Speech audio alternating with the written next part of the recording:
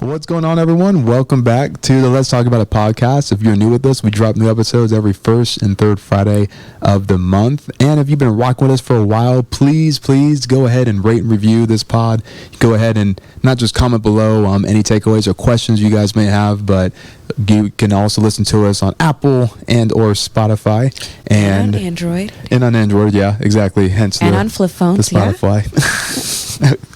I'm not gonna lie, I miss my old flip phone. I miss having a flip phone. I have too much access, and I never thought I would complain about that because I remember trying to Google on my BlackBerry when BlackBerry allowed one app. Some people were watching or listening, and I was like, "What's a BlackBerry?" It's like a fruit, and you could poke holes in it and it would give you answers. Yeah. Oh man.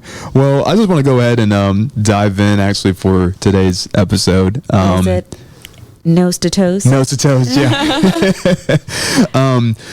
So every month we know we have staff chapel at our church, and I want to give props to where it's due. So this is based off Pastor James Morris, so shout out to him. Not like he knows who we are, but this is his material. And when I heard it, I was really encouraged by it because essentially he was just sharing a story, and I think it's applicable to us. But bottom line, when you think about the workplace, think about family, friends, especially even in a marriage, maybe you have kids, but needless to say, all of us do life with people. And it doesn't matter what context it is, family, personal, friendships, workplace. And lots of times you might find yourself frustrated with those same individuals, the people that you love most, the people that maybe you don't care for the most as well. Love them all. But bottom line, the thing that he was essentially talking about is, he's talking about in the context of church. And when he said this, though, I'm like, man, this is applicable in every area of life. Maybe we struggle with the people that we wrestle with because we just simply don't understand their mindset, right? Their attitude, the way they see the world. And so essentially, he pretty much just put it into two categories. And the two categories are, you might be a big mind with a small heart person, or you might be a big heart with a small mind person. And the moment he just said those two descriptions, I immediately thought of it's funny because I'm watching this with Craig, and as we're listening to it, he immediately looks over at me and goes, "There's a reason we work very well together." and it made me think about you and me as well. And so I just want to talk about that right now because you might find yourself right now in a situation, again, whether you're married, in a relationship, regardless if you're single and you have friends at the church, at the workplace, with your boss, with your coworkers, you might find yourself frustrated with someone, and maybe you're frustrated with the person for the wrong reasons. Because I'm sorry, I'm chuckling at your drawing here. Okay. Well, okay, I got notes in front of me, guys. So I'm going to do my best to describe this, all right? So the people need to see this artistry. I'm going to do my very best. Okay, there's a reason for it. So I'm going to show our viewers, and I'm going to have to describe it to our listeners. So I got some stick figures on here, guys. Okay, so here's why. Because on the presentation that James Morris did, he literally had a slide. So I'm going to describe it. Imagine a stick figure, all right?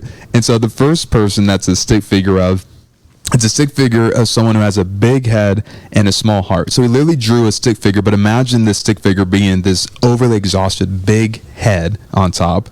It looks disproportionate. And there's a very small heart in the middle.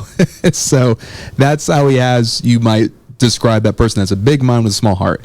Then the other picture that he had was a stick figure of a small head, tiny equally disproportionate. Yeah. But the heart is taking over the entire stick figure. You almost can't see the stick.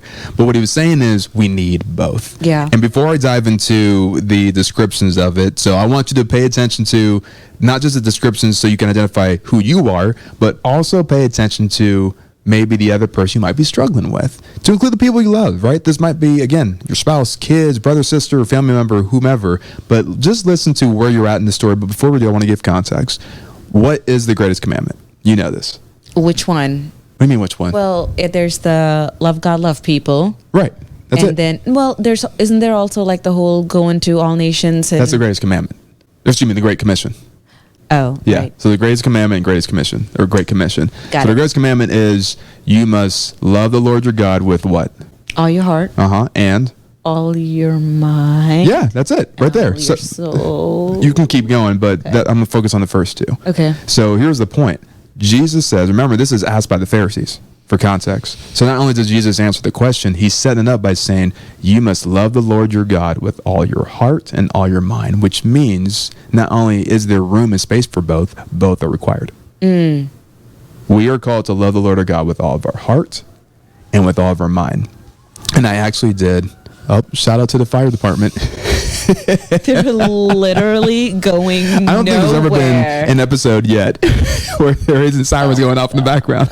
I have thought about being a local Karen and just like putting in a noise complaint because they literally... Right across the street, y'all. It happens every day. It's great for when there's a car crash. Good for us. It's awful because they look like, okay, is it what's Goose's son's name in Maverick? Oh, Rooster. Uh-huh. So it's a bunch of guys. The only reason I know this because we dropped off some food over there. But it's a bunch of guys that look like Rooster. That's true. It's so and true. I am like, it's giving they peaked in middle school vibes, you know, like they love them. You can tell like they love them. And I'm just like, they literally don't want to be at the red light. So they will always put their alarm on or their siren on and just keep going. I don't know. I think they really got spots to go. We just didn't think it through when we Is that why, like, right when they get to the front of our apartment, go... No, and then, like, that's not every time. Okay, we're getting off track. Okay, so here's the deal. So we're called to love the Lord our God with all of our heart, right? And with all of our mind. So it doesn't just communicate that there's room for both. It also communicates that both are necessary. Mm-hmm. And last year, I got to actually preach at young adults, and I actually got to preach on the greatest commandment. Mm-hmm. And so I remember when I was studying this, here's the difference. The heart essentially is your feelings, thoughts, and affections. Okay. Your mind is your understanding, your sentiment, and your reasoning. So here's another way we can say, when we say you must love the Lord your God with all your heart and your mind, what we're saying is, do you love the Lord your God with all your affection? Do you love the Lord your God with all your heart, feelings, emotion? Okay. That's what the heart means. And then when we say mind, what we're really saying is, do you love the Lord your God with all your understanding? Mm-hmm. Do you love the Lord your God with all your sentiment? Do you love the Lord your God with all your reasoning? Yeah. So even just from the greatest commandment standpoint, it's not just communicating that there's room for both. They're essential. Okay. So that's the context. That's the 30,000 foot view we're going to start off with. So with that being said, we're going to dive in. So listen to where you're at. So this is the big head with small heart. So you're the mind person. You're the big brain person. Here are the positives: logical, organized, detailed, strategic, calculated, analytical, objective, unaffected, matter of fact, even-tempered, unmoved, composed, wise, sharp, and insightful. Sounds just like you. You laughed. I was gonna say, what are you giggling about over there? No, it just sounds like someone I know. Which is? Not me. It's definitely you. And that's why I was laughing, because when I was listening to this, I was just like, yeah, this is definitely my wife. And so those are the extremes, right? Now, here are some negatives. Not extremes, the pros. Yes. So these are the extremes. There's extremes on the positive side, and here are the extremes on the negative side. The extremes on the negative can come across as harsh, lacks care, unconcerned, unsympathetic, cold, insensitive, dry, and indifferent. And then here are the lenses and how they I'm just really offended right now.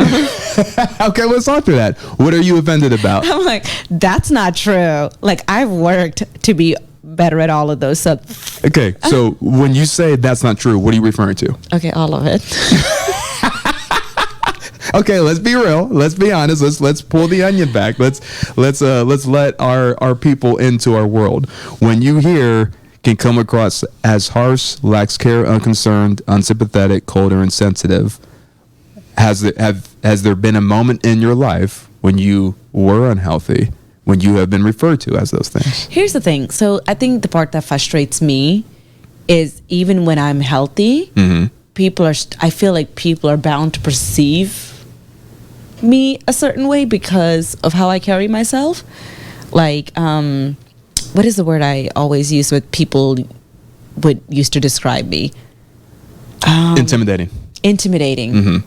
Like, I swear that bothers me so much, because it'll be like, I would have met this person, like, let's say a year ago today, and for whatever reason I'm sitting down with them a year from now and we're doing like some sort of counseling or, you know, some sort of mentorship thing, and like they genuinely get to know me, you know, just from that interaction, and they're just like this has genuinely happened. Like, they'll be leaving and they're like, oh my gosh, by the way, when I saw you from a distance, like the first time, I thought you were so intimidating. And I'm like, why? Because I carry myself with confidence. Like, it's like you're going to see me get worked up. That's fine. I don't want, which I don't want to right now. So it's, when I hear the cons, it actually just takes me off, because I'm just like, well, then get to know them. Yeah. Like, ask them why they are the way they are. Like, I will carry myself with a certain amount of sureness. Like, there are things like even that I do as a volunteer, which I like joke around with, just like, oh, by the way, I just did XYZ. Like, I just feel like it's like, hey, I can do that. Like, I feel empowered to do that, you know? And when I'm in certain positions, like, leadership kind of naturally comes without me even trying. If it's a chaotic situation or whatever, it naturally comes to me. And without me even trying, sometimes I can take over a situation. I'm not looking to. And because I do that, like, it's not a thought to me. Like, oh, I'm a leader in this moment. Right. In my mind, I'm like, I'm just making a decision to keep us going forward. And for whatever reason, like, in moments like that, and just people who watch me from far ahead, they're like, oh my gosh, she's so intimidating. And like, I'm gonna be honest with you, excuse my language, but it pisses me off. Because I'm like, you've genuinely like not even bothered to get to know me or say hi to me. Because if you came up to me, like, I'm gonna greet you with a smile. Like, I'm not gonna be mad at you or like be angry or make you feel small, because I do want people to feel welcomed in every circle. Like, I have no problems making introductions, making people meet, you know, like all of that. So when I hear those cons, so this is honestly, this is a counseling session for me right now. Okay. It feels personal, because I'm like, okay, is that the perceived, like, I don't know, like, Okay. So I'm gonna push you, right? oh, I know you are. Okay. It's just, I think being an 8 on the Enneagram, and that's why I don't ever tell Which people. is because some people don't a know challenger. What that is. Okay. Which is why I never tell people that I'm an 8. And when people find out that I'm an 8, they're just like, oh my gosh, you are? Like, biggest compliment, right? I think I've just heard so many comments made towards me, and other female friends, specifically female friends, who operate in this, you know, mindset of like strategic and like ideas and driven. It's always like a negative context that we're put in, and it just gets exhausting. Yeah. So Yeah. No, thank you for sharing. So here's what I'm gonna do then. I'm gonna jump to the heart, because I'm gonna talk about the pros and I'm also gonna talk about the cons. Yeah. Because clearly something bothered you when you heard the cons and the negatives, right? it just, I guess it's like I hear it all the time, and I feel like once people hear the cons about us, and I don't know if it's just my personal, like I feel like that's how we get filtered. And when I say we, I specifically do mean women who fall under that category.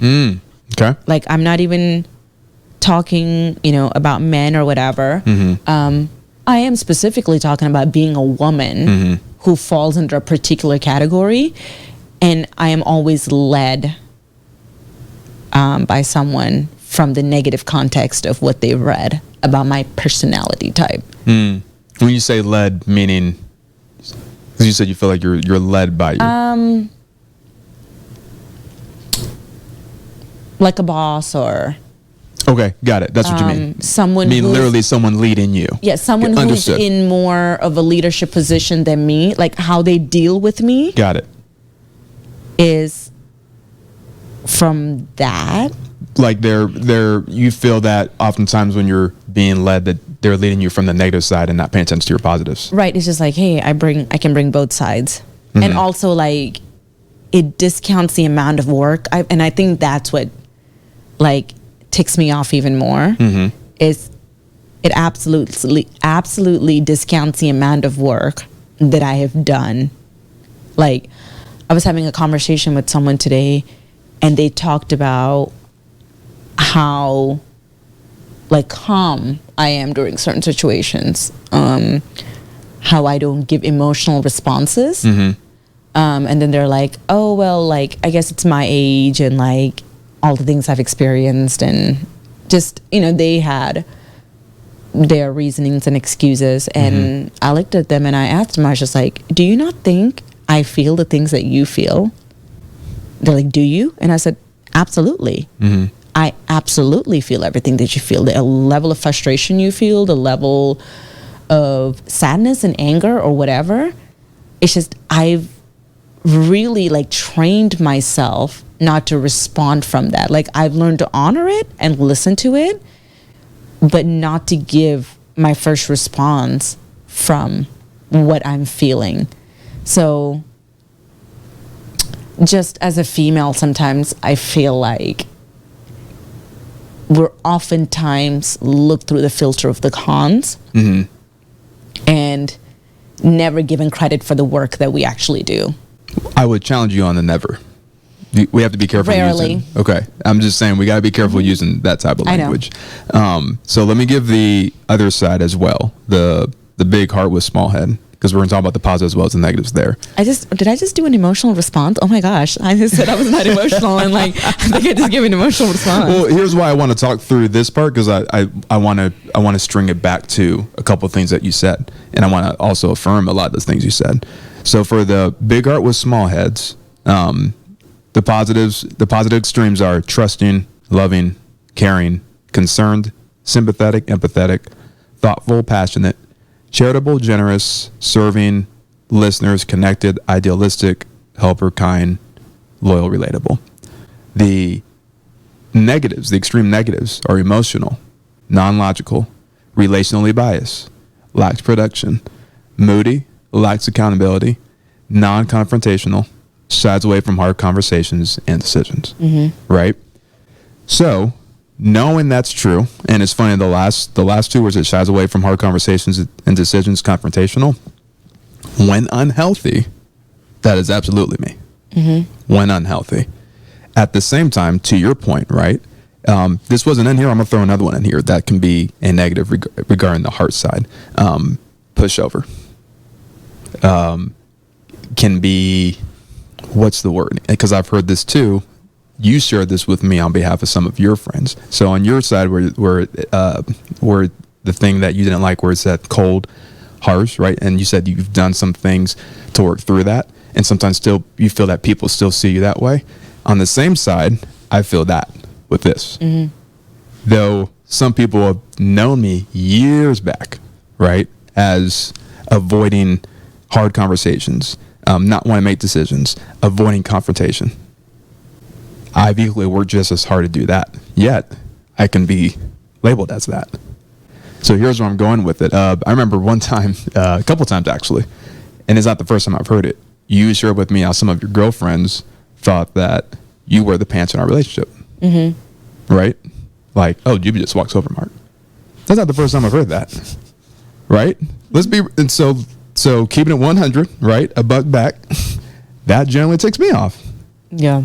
Because here's what you said. You have assumed and created a narrative as to who I am based off of my heart for people, thinking I have no backbone. Yeah. Thinking that I can't handle confrontation.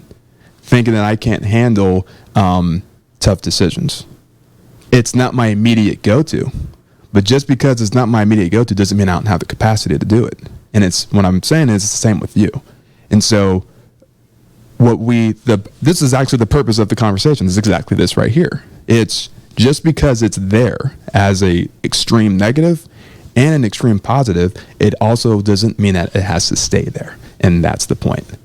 And that as we're growing, part of the challenge that we have as individuals is that do we create a space and place for people to grow through it, right? And grow through whatever their extreme negatives are.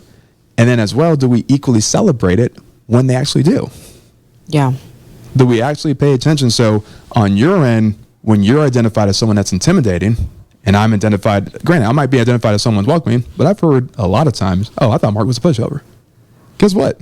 That narrative hasn't gone away completely. Now, I would say people who've known me or just met me within the past 2 or 3 years, they probably haven't seen my unhealthy side. All I'm saying is those are narratives I have to continue to fight through. But here's what I would challenge both of us, as well as those who are watching and listening right now. What if it's not our responsibility to change people's minds and basically control the narrative that they have of us? And what if we just recognize where we have been unhealthy in certain areas of our life, and then as we're doing the intentional hard work, like you said, because you absolutely have. And I should have said this too at the beginning. The goal is to have both. Mm-hmm. So many of us probably have both, but even if that's true, you probably still lean towards one side more than the other. That's okay. You just need to know it so you know how to go into your bag on the other side. Mm-hmm. So for me, being in the Army has for sure helped me to think through a strategic mindset, right? But it isn't my natural go-to. The Army has for sure helped me to be more direct and assertive when I really don't want to. In the same sense with you. Mm-hmm. There's certain things where the Lord has placed you in your life based off the assignment, the job, maybe even the person. And the Lord has showed you a different way of going about things, where you might go, the heart is not my natural go-to. However, you've allowed the Holy Spirit to access your heart, and you still use it. And you've done it with me. Yeah. I've absolutely seen you do that. You are not the same person I married 9 years ago. You're not the same person I married 8 years ago, 2 years ago, heck, even last year. Mm-hmm. There's been so much, but like you said, you have done the hard work. And what I would say is, I remember hearing from a counselor, it was actually Ian Morgan Cron. He said, when you're becoming a healthier version of yourself, it does two things. It impacts the psyche, number one, of yourself. But it really does number two, which is the harder one. It impacts the psyche of those around you. Mm-hmm. Because they didn't ask for the new you.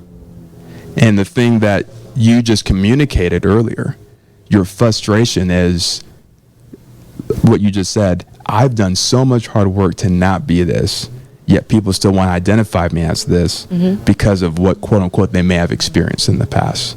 And this is actually exactly the point. Yeah. I mean, exactly that was probably one of my biggest challenge, even like moving back, to the Metroplex. It's like the 18, 19-year-old that left back then is not the same one that was coming back. And I wasn't sure if people would be able to see me beyond what I was, or who I was back then, So, I mean, thankfully, I haven't ran into anyone from that time frame. But I mean, it is a challenge. It's something I just feel more passionate about, especially for my super capable female friends, that they get boxed in. And I mean, it hurts me because I see them and I know what they're capable of. I know the work they've done.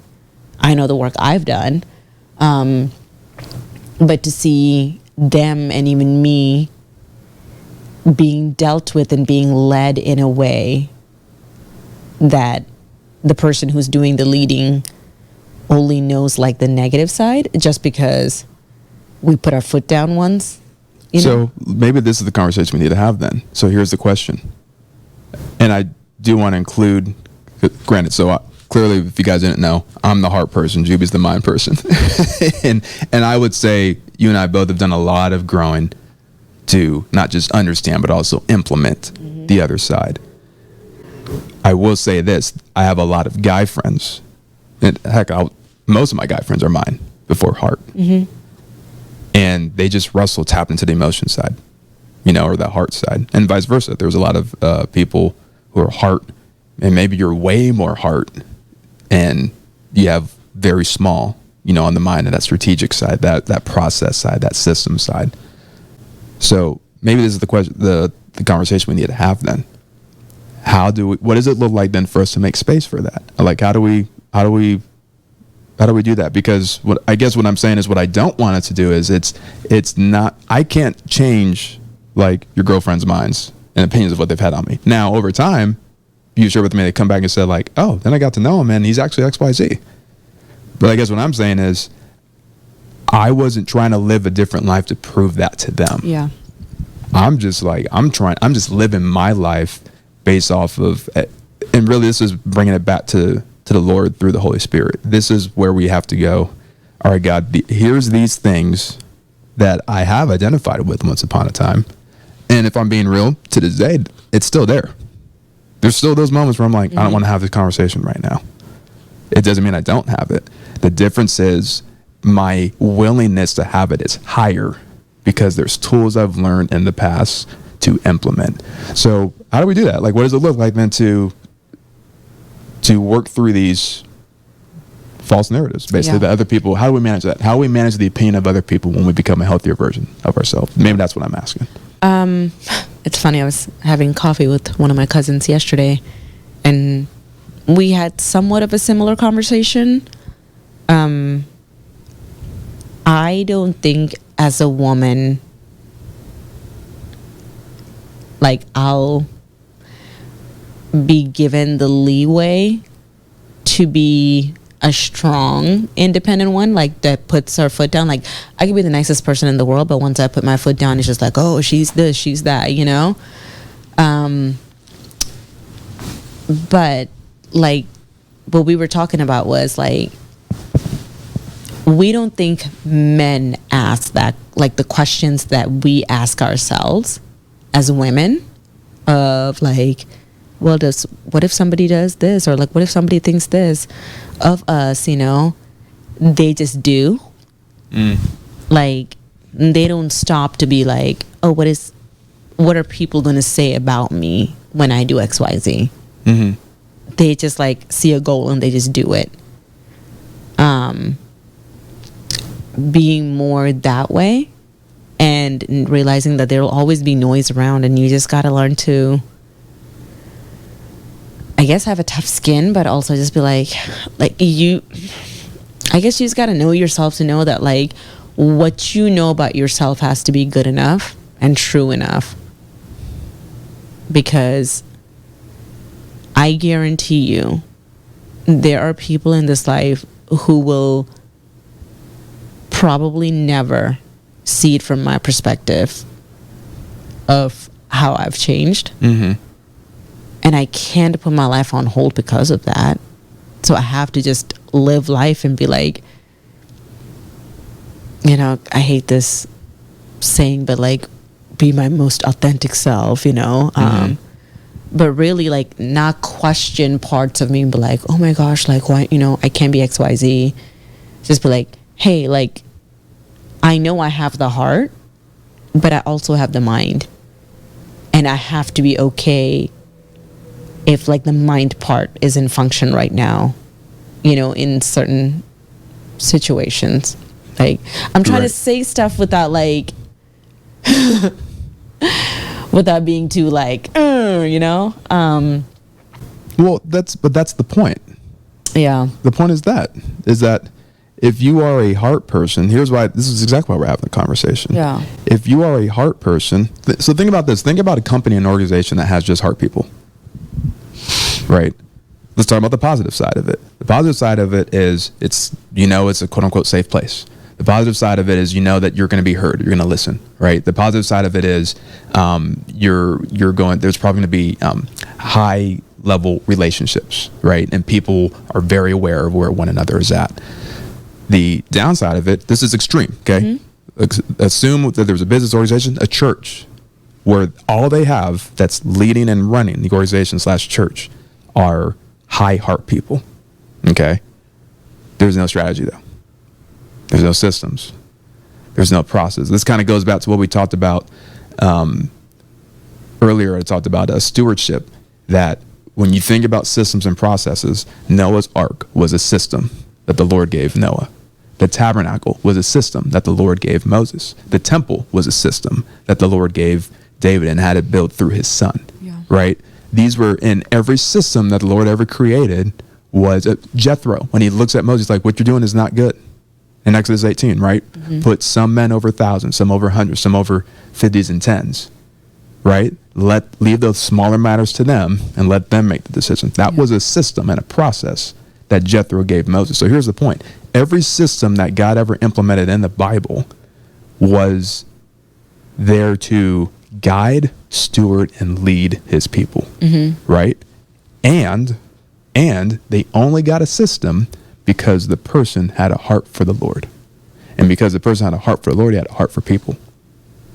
So imagine, let's flip-flop it. Imagine a business organization or church where you only have mind people. Only have big brain, small heart people. So they got all the strategies in the world. They got all the systems in the world. They got all the processes in the world. But let's be real. If there's no heart, here's what this means. No one's getting pastored. Yeah. Right? No one's getting discipled. Like the tabernacle is very important. You're not getting discipled in a tabernacle. You're not getting discipled in an ark. You see what I'm saying? Like it's the reminder that it's the both and. They both matter. And because they both matter, when we find ourselves frustrated, let's just use you and I. When we get into a disagreement, and sometimes it's not even a disagreement. Sometimes we're just having a very healthy conversation, but just a difference in opinion of it. But because I know you have a different mindset, what happens is because of that reason, I'm not even arguing with you. I can have a healthy discussion because I recognize you're thinking from a different perspective. I recognize you're thinking through a different mindset and shift. What I'm saying is, can we be a people, especially as people of God, can we be a people that does that? Yeah. And can we equally be a people that this is what helps us to not carry offense. This is Colossians 3:12, where it says, carry yourself with tender heart of mercy, kindness, humility, gentleness, and above all, clothe yourself, bind these things with love, which I'm reminded that it's a choice. And it's a lot easier to do when the person I'm working with, whether my peer, whether it's my supervisor, whether it's someone I'm leading, whether it's, in our case, our nieces, right? Your kids, your parents. Yeah. When you understand where they're coming from, it just helps you to slow down a little bit and go, okay, I need to speak in a language that's more relevant to them. And then I also have to be, and then are we okay to what you said? And I think your heart was really being stirred, and where your response was coming from is you've done hard work and people haven't noticed it. And that's the bigger thing. It shouldn't bother me because I didn't do it for them. I did it for me. You know? So this is clearly a personal thing for me, because like when you read the cons, and I'm just like, I'm thinking of my strong-minded friends who are constantly perceived, including myself. Like I'm just not thinking about my friends, but also me, who are constantly perceived from that lens. But at the same time, I didn't do the work I did in the past couple of years for them. I did it more for my sanity and my peace of mind. So really, so you need to remind yourself of that then. Yeah. So really, it's more of a me thing. Like, I roll. Yeah. Okay. When people think like, oh, she's that side of the brain, like this is who she's going to be. Like, I guess I just hate being attached to what you were. Not even so much that, like, that when that is brought up.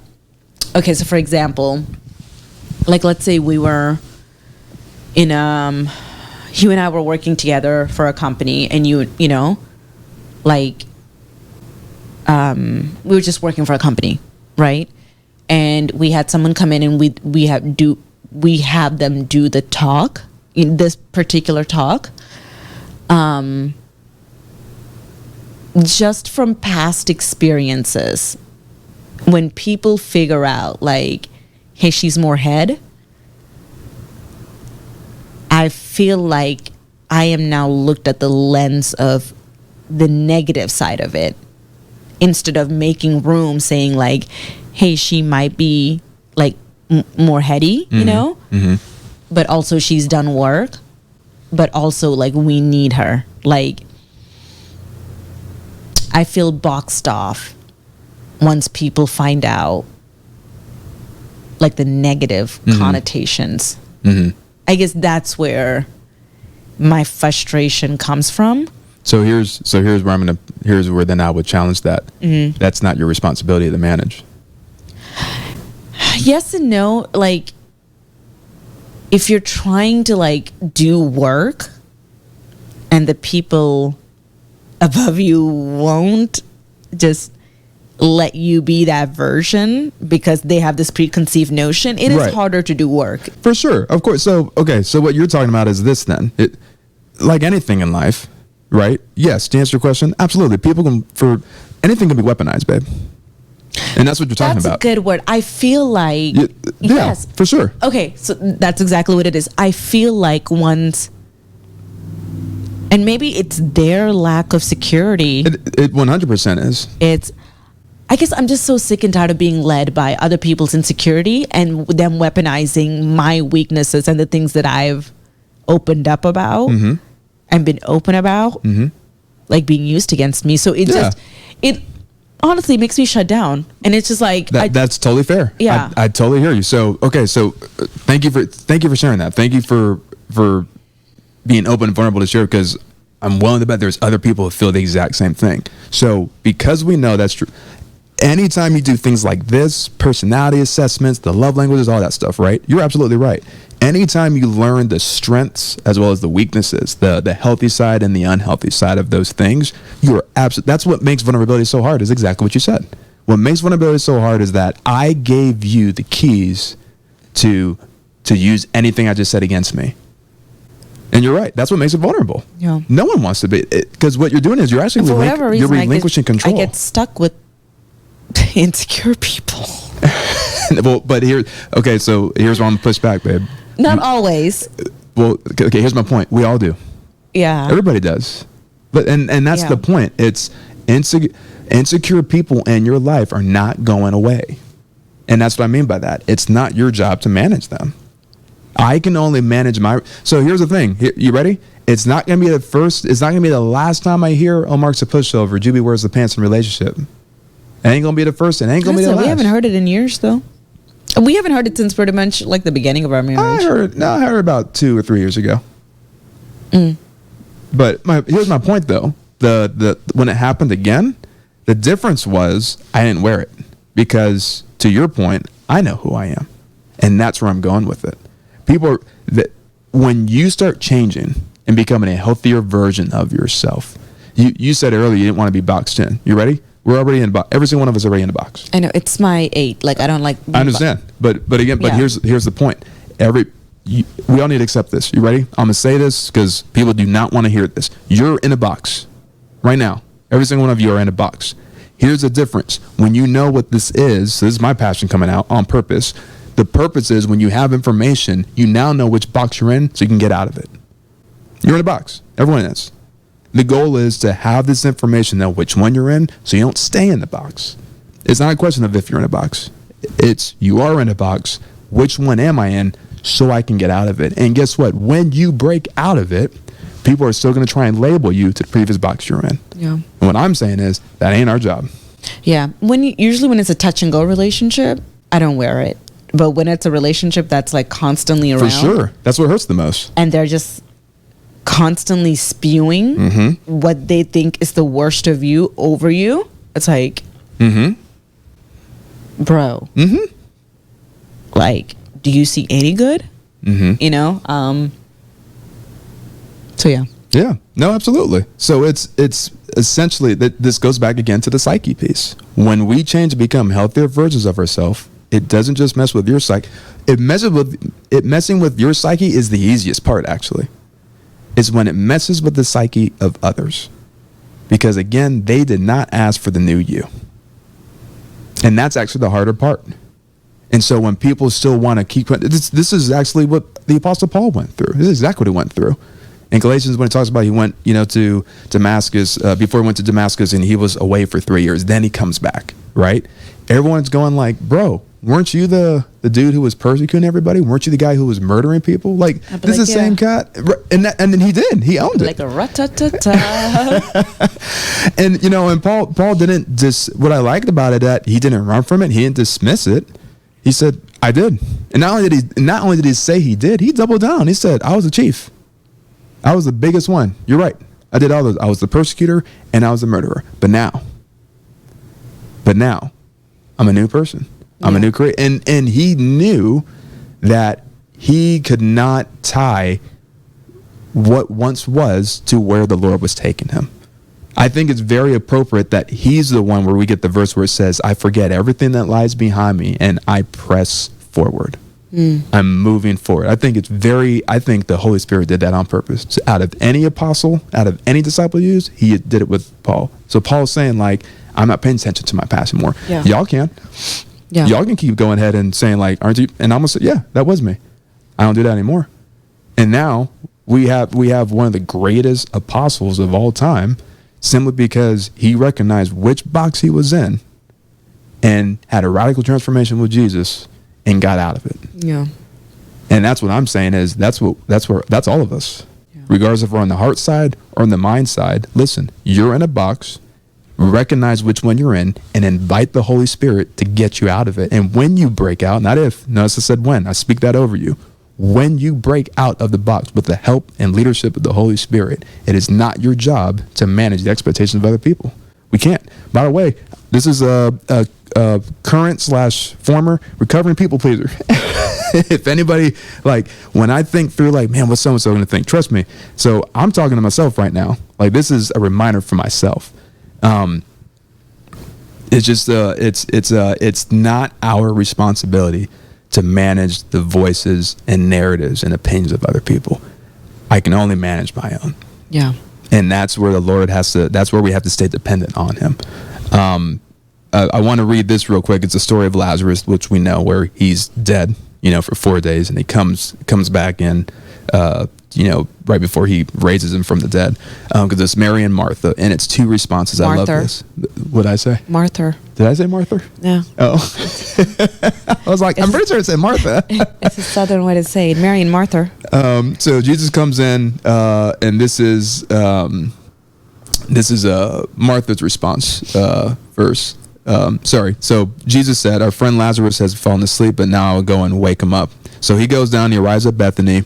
It was only a few miles away. And so Mary stays in the house, right? And Martha is the one who ran out. And so Martha runs out and says, Lord, if only you had been here, my brother would not have died. Okay, that was her response. If only you would have been here, my brother would not have died. But even now, I know that God will give you whatever you ask. And Jesus told her, your brother will rise again. And Martha goes, yes, he'll rise when everyone else rises at the last day. Right? It's kind of like, yeah, I know. That's what the scripture says. And Jesus says, I'm the resurrection and the life. Anyone who believes in me will live even after dying. So Jesus meets Martha with a logical answer. Yeah. And Martha responds back with a logical answer. Like, yep, got it. He's going to rise again on the last day, like everybody else, right? When Mary arrived and saw Jesus, she fell at his feet and said, Lord, if only you had been here, my brother would not have died. Same exact reaction, same exact response. Yeah. So two different people, same exact reaction, right? When Jesus saw her weeping and saw the other people wailing with her, you ready? A deep anger welled up within him. And he was deeply troubled. Where have you put him? He asked. They told the Lord, come and see. And we get the two shortest words/verse in the Bible. Jesus wept. But the context of Jesus weeping was what? He saw her weeping and saw the other people. It says wailing, not weeping, wailing. Yeah. That's next level. And then it says Jesus wept. What does that mean? Jesus met her what? With an emotional response. Yeah. So one person he meets her with a logical response, another one he meets with an emotional response. Yeah. And then the people who were standing there nearby said, see how much he loved him. And Jesus was still angry as he arrived at the tomb. This is John chapter 11, verse 38. That's what it says. Remember, it says a deep anger occurred, welled within him. It says he approached the tomb still angry. At the cave with the stone rolled across it, rolls the stone aside. And of course, Jesus says, Lazarus, come out. Which he said Lazarus for a reason. If he just said come out, everybody in that mud would have just gotten up and started walking out of The Walking Dead, right? But it's a reminder that Jesus basically put himself in the mindset of the person he was talking to. Yeah. He didn't give Martha a heart response. Imagine if he did that. Yeah. And he didn't give Mary a logical response, which, by the way, Christians love doing that. Someone dies, right? He's in a better place. Liz, I've heard some people say with people who've lost children, not grown adults who've lost their like kids, babies. yes, Yeah. who've lost actual like babies, 6-7 year olds. When they say that, their friends and family go, "Well, at least you have another child." What? Yeah. That's a logical response, and it's not even just a logical response. I call it a stupid response. I would completely agree with that. But here's what it really ties down to: it's that person's inability to tap in to their emotion. Yeah. You don't want to have an emotional moment with the person because the emotion made you uncomfortable. That's your mind. That's all mine. Yeah. Right? And then equally just as much on the other side, if someone's having a logical response, I can do just as much damage by meeting emotion. Maybe don't need the emotion. Yeah. Because I can come across as being needy and sensitive and brittle. Right? So it's the reminder that Jesus had enough emotional intelligence to recognize the need for both. Yeah. So where are we at? Where we at, though? So that's pretty much it. It's the reminder too. I like this is kind of like a small little caveat, but he essentially said that anytime you're teaching, preaching, communicating, I mean, we all do this every single day. You might not be speaking to thousands or hundreds, but you have a team. And if you don't have a team, you're on a team. But anytime you're speaking to someone, remind yourself. If you have children. I know what you meant. If you have children, if you have a family, like you are speaking to them. Right. Which you means, are leading them. Which means this then, you're always speaking to people that have both heart and mind. Yeah. So are we doing the hard work not just to grow on the opposite side of what we're not? Yeah. Are we also doing the hard work that anytime when we speak, are we speaking remembering that there are people in the room that have a mind first or a heart first? Yeah. So when we speak, I got to keep that in mind. There's a reason why when you listen to someone, unintended. Yeah, that's good. There's a reason why when we listen to people and we have that moment where we go, man, I really connected with this part of the message. And someone else goes, really? I go, I kind of connected more with that part of the message. And I'm willing to bet the differences in what you connected in, one had to do with the mind side of it, the other one had to do with the heart side of it. Yeah. And it's, I mean, I think it's fair to say it can also be seasonal, because I remember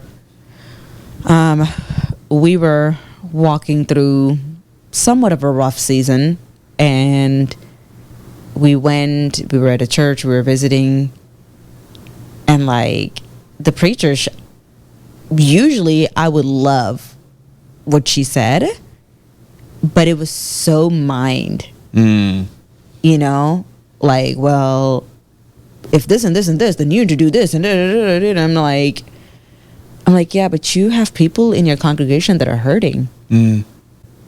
And instead of telling them to like level up, maybe it's like, hey, I'm sorry, like you were hurt. Like we have resources to help you. You're saying our message was what felt so brain/mind focused. Yeah, it was very it like had no heart.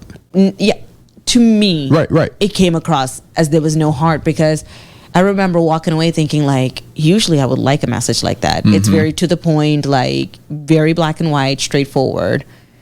And I just remember thinking like, but she made no room for The heart and those who may be hurting. You know what I love most about this story is that it came specifically from you, because you identify as a mind person more than a heart person, which means this: even people who identify as a mind first recognize the need for the heart, Yeah. and vice versa. Yeah. People with the heart that think heart first equally need to know that the mind side matters, and not just only that matters, you can grow in it. Don't sit there and go, well, this is all I've known. Okay, fine. It's time to do something different. Yeah. Literally read a book. That's what I've been doing.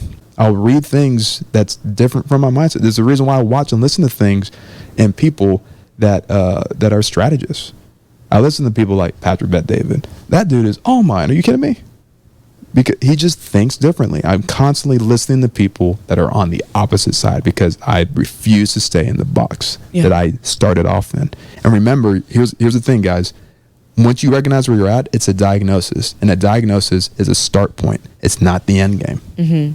When you go to a doctor and they go, hey, here's what it is, they also give you a recovery plan. It's like when they say you're pre-diabetic, it's just like, hey, you're at the cusp, but if you do XYZ, like, we're not going to have you walk over to the diabetic side. Like, we can manage this, just by changing this and that. Yep. That's good. So here's also then when it comes down to going back to your example, right? It felt so mind focused, no heart. Are we missing out on more authentic relationships with people in our lives because of our unwillingness or inability to speak someone else's language? I know we are. So, and I say we as a collective, right. Not as a couple. So let's take ownership. It's time. Let's take ownership as if we are children of God, and if we want to really reach the Great Commission to make disciples of all nations and baptize them in the name of the Father, Son, and Holy Spirit. Let's grow on the other side of whatever it is that we're not, whatever it is we struggle in. And B, let's create spaces and make more room and be more intentional about speaking a language that makes more sense to the person that we're talking to. Jesus went there knowing exactly how to speak to Mary and knowing exactly how to speak to Martha. Exact same response they gave it a similar response, and he gave two different responses. Yeah. This is what it means to meet people where they are, as they are. So I might be a heart person, but I will not use that as an excuse to not connect to the mind side and connect with someone who thinks as a mind, strategic first, and equally on the other side. Yeah. And let's remind ourselves that as we're growing, it's not our job to manage someone else's narrative and opinion about us. Yeah. It's our job to focus on what the Lord has revealed to us and also recognize the gifts. And you're absolutely right, sweetheart, that people demonize it. People weaponize it. Let's not be those people then. Like, we have the choice. Let's not do that. Let's be the people that sets the difference. The thing that angers you, the things that gets you going. Use that and channel that energy then into being the change that you want to see. Yeah. Yeah. The end. Yeah. Period. So is that it then? No more other thoughts? Yeah. Right on. Well, this was good. Thanks for my free counseling session. I don't know if it was all that. Hey, well, real talk. If you guys got any value out of this, please comment. Matter of fact, comment in, like, put mind person or heart person. I'm just curious. Or screenshot this and tag us on the Instas. mark@mark.k.benton2. Put a brain gif if you're a, I love it. Mind person and a heart. I like that. I like that. And then tag her at Juby Not Judy. But seriously, we would love your feedback on this. And man, I enjoyed this. Yeah. This was good. So, hey, thank you guys. Love y'all. And we'll catch you on the next one.